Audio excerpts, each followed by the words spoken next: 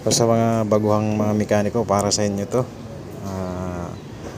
ituturo ko po sa inyo kung paano magsukat ng ring end gap, gaya po nitong Toyota 2L po na to. Ayan po, kailangan may kabit mo po siya dito. Isa-isahin mo po yan. Ayan, kagaya po nyan, ginabit. Isa-isahin mo po yan, kagaya nyan. Yung piston ring, yung oil ring, tutulak mo po yan ng piston. Ayan.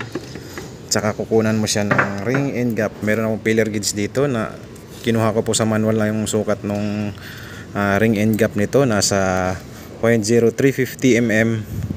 Ayan po. Yan po yung nasa saktong sukat lang po siya. Importante nyo pong makuha yung sukat nito, yung ring end gap, kasi dyan po yung pinagmumulan ng yung kung malaki ang clearance, malakas kumain ng langis, o kaya yung blue by. Ayan po yan. Bago nyo po siya ikabit po dito sa piston. Ayan po. Kasi kung diretso nyo lang po isasalpak yan, hindi nyo mo alam kung ano ang clearance po nyan.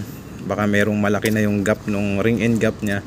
At saka yung ring groove clearance, dapat nyo masukat nyo rin po yun. Importante rin po yun, yung ring groove clearance, yung ganyan po, yung pagitan po nung ring dun sa groove nya. Yan po yun.